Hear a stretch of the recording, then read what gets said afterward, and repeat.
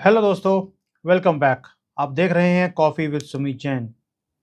दोस्तों, आपने सुना होगा एक न्यूज़ कि इंडिया ने जो आर्टेमिस अकॉर्ड है उसे साइन कर लिया।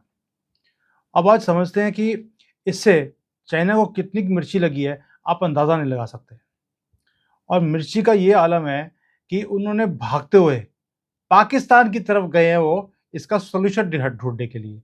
तो ये मज़ेदार चीज़ है जो आपको हैरान भी करेगी और आपको हंसी भी आएगी जब बात करते हैं कि पहली बात तो ये है कि आर्टेमिस अकॉर्ड है क्या। देखिए, एक एक एक एग्रीमेंट है बिटवीन कंट्रीज कि जो स्पेस है उसके अंदर जो एक्सप्लोरेशन होनी है। और आपको मालूम है कि बहुत ज़्यादा इंटरेस्ट लूनर के ऊपर, कि मून के ऊपर एक बेस बनाने का लोग सोच रहे हैं कि अब हमें धरती जो है ये इतनी गर्म होती जा रही है, यहाँ पे क्लाइमेट चेंजेस इतने ज़्यादा आ रहे हैं, हमें कहीं ना कहीं एक और बेस बनाना पड़ेगा। और मून सबसे पहला है, उसके बाद मार्स है जिसके ऊपर बेस बनाना ज़रूरी हो गया है। प्लस जैसे जैसे कॉन्फ्लिक्ट्स दुनिया में बढ़ते जा रहे हैं, वैसे वैसे एक सिक्योरिटी के ऊपर भी बात आ रही है कि अब हमें स्पेस को as a war zone use नहीं करना। क्योंकि आपको मालूम है कि अब जो दुनिया जैसे चल रही है इस वक़्त, वहाँ पर वॉरफेयर सारा इन्फॉर्मेशन के ऊपर चलता है, जीपीएस के ऊपर चलता है, जिसको हम लोकेशंस की बात करते हैं। और इंटरनेट के थ्रू और इनके थ्रू आप कोई काम कर ही नहीं सकते। अगर वॉर भी करना है तो उसकी जो इम्पोर्टेंस है वो बहुत ज़्यादा बढ़ जाती है। जो आर्टेमिस अकॉर्ड है, ये सिक्योर करता है कि भी कोई भी वॉर स्पेस में ना हो। और जो एक्सप्लोरेशन करना है वो सारे मिलकर इकट्ठा करें। ये अगर किसी ने मून के ऊपर बेस बनाना है, एक कंट्री तो कर नहीं सकती।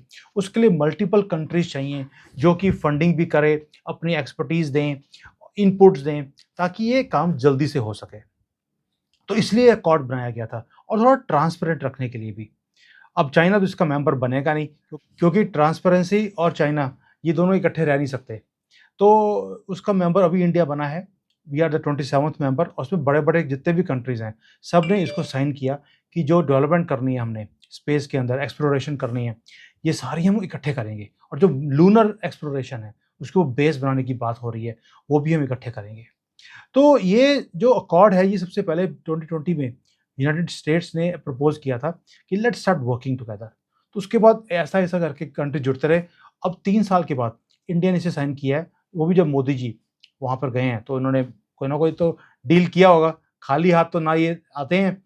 और डील भी किया है, देखिए, कि इंडिया इस अकॉर्ड को साइन करता है, जॉइंटली हम एक्सप्लोरेशन करेंगे स्पेस के अंदर।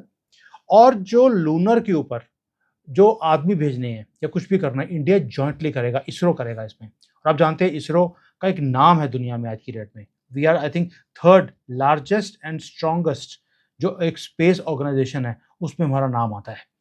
तो फ़ख्र करना चाहिए कि हम इस ऐसी एक इंडस्ट्री जो कि सिर्फ एक दबदबा था रशिया का, अमेरिका का, उसमें हमारा नाम अब लेना शुरू कर दिया लोग, दुनिया ने। और दुनिया सीरियसली लेती है हमें, क्योंकि जितने में लोग एक गाड़ी चलाते हैं अपने घर से ऑफिस तक जाने के लिए, उतने में तो हम मून, चंद्रमा पे पहुंच जाते हैं, हम लोग चांद पर पहुंच जाते हैं और मार्स तक पहुंच जाते हैं, जिसको मंगल बोलते हैं शायद हिंदी हिंदी में। मुझे थोड़ी हिंदी में थोड़ा कमज़ोर हूँ इस चीज़ों में। तो आप सोच के देखिए कि इसरो पिछले 8-10 सालों में, मैं ये नहीं कह रहा हूँ पहले काम नहीं हुआ, लेकिन अब तो बहुत ज़्यादा फ़ोकस इसरो के ऊपर आना शुरू हो गया। So we are being taken seriously.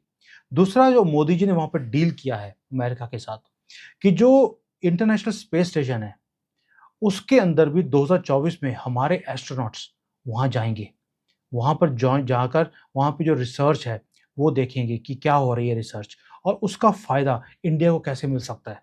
अब जो ये सारी जो चीज़ें हैं, जो वहाँ पे रिसर्च का काम हो रहा है, वो ट्रांसपेरेंट हो जाएगा और वो हमारे साथ शेयर होगा। ये पहले कभी भी हुआ नहीं था, ये पहली बार है कि हमारे पास वो सारी इन्फॉर्मेशंस आएँगी जो इतने सालों से अमेरिका और यूरोपियन कंट्रीज़ वहाँ पर बैठकर जितना भी रिसर्च वर्क कर रही हैं, वो सारा तिजोरी आप समझ लीजिए इन्फॉर्मेशन की हमारे लिए खुल जाएगी। तो मोदी जी ने ये काम तो कर दिया, भी ठीक है, आपने अगर मेरे से साइन करवाने हैं, तो मुझे क्या देते हो? तो हिंदुस्तानी अब इंटरनेशनल स्पेस स्टेशन पर जा सकते हैं। वहाँ पर जाके रिसर्च करेंगे, और कोई बड़ी बात नहीं है। अब घूमने भी जाना है अगर आपको, तो आप जा सकते हैं, क्योंकि टिकट अवेलेबल हो जाएगी। और ऐसा नहीं है कि पहले कोई और गया नहीं है। आई थिंक अब almost 27-30 people already international space station घूम कर आ गए हैं, दुनिया से, इंडिया से कोई भी नहीं किया, लेकिन 24 में हमारे जो एस्ट्रोनॉट्स हैं वो जाएंगे। अब इसका फ़ायदा क्या है? फ़ायदा ये है कि इंडिया ऑलरेडी, आपको मालूम है कि मंगलयान हमारा जो था, गगनयान हमारा ऑलरेडी सक्सेसफुल हो चुका है, जो हम मंगल पे लेके गए हैं। गगनयान पे 1 गया, 2 गया, अभी 3 जाने वाला है, जुलाई में जाएगा। उसके बाद हमने अपना जो है एक प्लान किया हुआ है कि हमने एक मैन्ड मिशन, मतलब कि एक आदमी को भी हमने अपने स्पेस जो ये रॉकेट है उसमें ऊपर भेजना है। उसके लिए हमें ये सारी नो हाउस बहुत इंपॉर्टेंट है, जो हमें फ्री ऑफ कॉस्ट एक तरह से एक एग्रीमेंट साइन करने से मिल गई। इसमें हमने कोई अपनी अथॉरिटी या अपनी जो सॉवरेनिटी है उसको नहीं छोड़ा हमने। हमने ऐसा कोई भी एग्रीमेंट नहीं किया। It is only that we will work jointly. अब दुनिया ने बोलना शुरू किया एक चीज़ को, जो आपको फ़क्र देगा।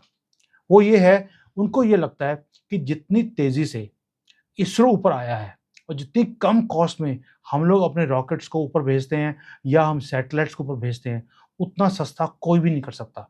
तो अमेरिका को ये लगता है कि अब नासा को फ़ायदा होगा अगर इसरो के साथ जॉइंट वेंचर्स होते हैं स्पेस के अंदर। ये नासा बोल रहा है, जो कि हमें हमारे ऊपर हँसते थे कि इसरो के ऊपर इतना पैसा क्यों खर्च रहे हैं। आज वो ये बोल रहे हैं कि हमें फ़ायदा होगा।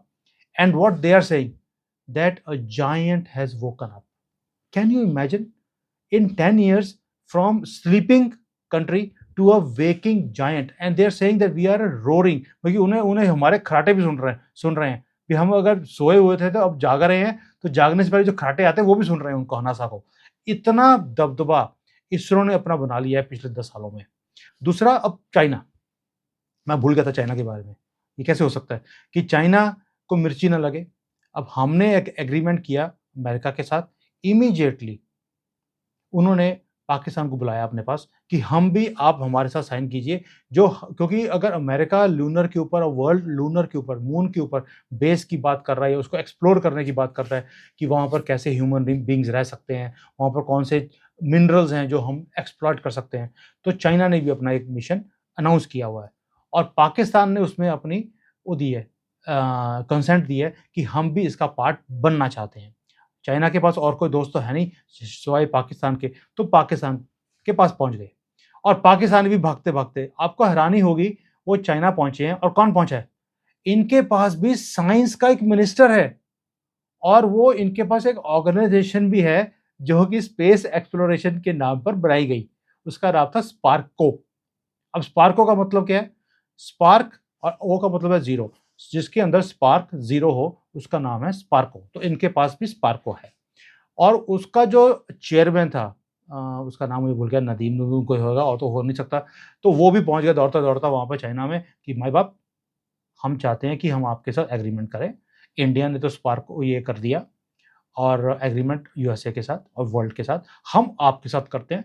हम जॉइंटली आपके साथ, जो लूनर का जो आपका मिशन है, वो हम जॉइंटली आपके साथ काम करेंगे और आपकी हेल्प करेंगे। अब चाइना को तो इसको बोलते हैं कि वो तो भगड़े डाल रहे होंगे कि पाकिस्तान से हमें स्पेस एक्सप्लोरेशन के लिए हेल्प आ गई है, अब तो हमारा ये मिशन पक्का ही सक्सेसफुल होगा। चाइनियों को अभी पता नहीं है कि कितने बड़े पनौती हैं। जहाँ जाते हैं, वहाँ पर डिज़ास्टर ही करते हैं। अभी इनका प्रधानमंत्री गया था फ्रांस भीख माँगने के लिए। जब वो वापस आया तो पीछे से आग लग गई और ये आग भी वही लगा रहे होंगे जो ये किश्तियों में जाते हैं ना, यहाँ से जो डूब गई थी अभी रिसेंटली। तो कई पहुँच भी जाते हैं, गलती से वहाँ पे किश्ती पहुँच जाती है। वहाँ जाके ये प्यार की दुकान जो ये फ्रांस में चला रहे हैं, वही कर रहे हैं अभी। तो ये पनौती जहाँ जाती है वहाँ पे डिज़ास्टर ही लेके आती है। तो अब पाकिस्तान और चाइना मिलकर इंडिया को टक्कर देंगे स्पेस में। हैरानी की बात नहीं है। We should be very serious. और दूसरा, अमेरिका ने एक और चीज़ बोली है कि जैसे-जैसे रशिया, क्योंकि बहुत बड़ा स्पेस पावर था, जैसे-जैसे वो नीचे आ रहा है, उसकी स्पेस इंडिया लेता जा रहा है। और इंडिया की जो कैपेबिलिटीज़ हैं, वो हैं एक तो इनोवेशन की, क्योंकि हमने जैसे अपना मंगल के ऊपर अपना मिशन भेजा, हमने ऐसा इनोवेटिव वे से भेजा था कि इससे सस्ता और इतने कम टाइम पर हम वहाँ पहुँच गए, दुनिया को हैरान कर दिया। तो दुनिया अब सोच रही है कि इंडिया का इस एग्रीमेंट के साइन करने के बाद जो स्पेस है, अब वो स्पेस सिर्फ सैटेलाइट भेजने का रहा नहीं, अब इसका एक कमर्शियल एस्पेक्ट भी है। उसमें क्या है कि अब लोग स्पेस में जाना चाहते हैं। आपको पता है स्पेस एक्स है जो लोगों को एज ए टूरिज्म ऊपर भेजने की बात कर रही है, लेकिन उसकी कॉस्ट बहुत ज़्यादा है। इंडिया इस चीज़ों को बिल्कुल, बिल्कुल बीट कर सकता है बाय एनी एनी मीन्स। हमारी कॉस्ट आज भी स्पेस एक्स हो गया और हो गया, इनसे बहुत कम है, 1/10 शायद कॉस्ट है हमारी। सो जो अमेरिकन्स हैं, उन्होंने एक तो हमें बोल दिया कि the sleeping giant has woken up. Not woken up, is awakening. क्योंकि हमें अपनी जो पावर है, हमारी जो साइंटिस्ट की पावर है, ये हमें समझ ही नहीं थी कि हमारे साइंटिस्ट कितने ज़बरदस्त हैं और क्या-क्या काम कर सकते हैं। ये हमें अब समझ आई है, या आप कह लीजिए हमें अब पहली बार ये विश्वास होना शुरू हुआ है कि हम ये कर सकते हैं। सो दुनिया बोल रही है आपने ऑलरेडी बहुत कुछ कर लिया स्पेस के अंदर। आपने दिखा दिया कि आपके पास कैपेबिलिटीज़ हैं। और दोस्तों, हमारा कोई भी रॉकेट अभी रिसेंटली अब देखा होगा आपने 10-15 सालों में कोई भी फेल हुआ नहीं है। जबकि स्पेस एक्स का, नासा के, चाइनीज़ के तो रोज़ ही गिरते रहते हैं, मेड इन चाइना है।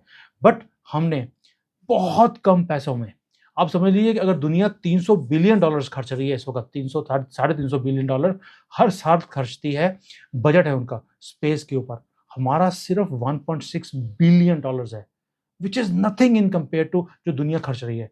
और हमारा सक्सेस रेट 100% है।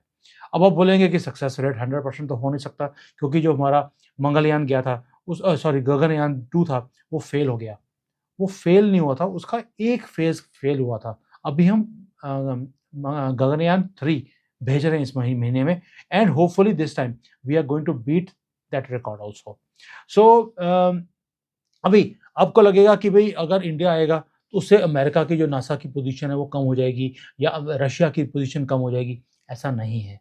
और अमेरिका ने ये बोल भी दिया कि हम लोग एक-दूसरे से कम्पीट नहीं करने वाले, नासा एंड इसरो या बाकी countries, we are going to complement each other. So ये आर्टेमिस जो अकॉर्ड है, ये जो एक्जिस्टिंग प्लान्स हैं इंडिया के, भी इंडिया ने मंगल पे जाना है या मून पे जाना है, या हम सन की तरफ, वीनस की तरफ हम जाने की कोशिश कर रहे हैं।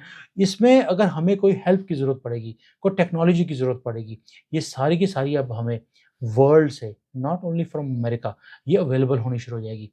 तो इससे एक फ़ायदा और भी होगा। उससे फ़ायदा ये होगा कि जो प्राइवेट प्लेयर्स हैं, जो पहले इतने ओपनली बाहर नहीं आते थे, जैसे-जैसे ये एग्रीमेंट्स हो रहे हैं, वैसे-वैसे प्राइवेट प्लेयर्स को मौका मिलेगा, जो ग्लोबल प्लेयर्स हैं, जैसे स्पेसएक्स हो गया, इवन नासा, जो जो गवर्नमेंट ऑर्गेनाइज़ेशंस हैं, इनके साथ जॉइंट वेंचर्स करने का, और कमर्शियल एक्टिविटीज़ जैसे सैटेलाइट्स भेजनी है, या इवन लोगों को ऊपर भेजना है, टूरिज़्म करना है, इसके लिए भी मौका मिलेगा। That means Modi ji has opened a way for India, for Indians, for scientist, for local companies. तो एनीबॉडी ऑफ यू जिसको इंटरेस्ट है स्पेस में और वो इसके अंदर जाना चाहता है, बिलीव मी, इसका प्रॉफिट मार्जिन बियॉन्ड इमेजिनेशन है। इंडिया में मुझे मालूम है, बैंगलोर में, हैदराबाद में कई कंपनीज़ हैं, जिन्होंने अभी अपनी एंटर करना शुरू किया है इसके अंदर, स्पेस रॉकेट्स में और बाकी जो सैटेलाइट बनाने में। लेकिन अब जो मौका इन्होंने मोदी जी ने खोला है, इसका फ़ायदा लेने का टाइम आ गया। We should be proud that we are entering into that elite league. Proud फील करें, फ़ख्र करें और एन्जॉय करें इस रिकॉग्निशन को जो अब दुनिया हमें दे रही है। जय हिंद दोस्तों, अगले वीडियो में फिर मुलाकात होएगी।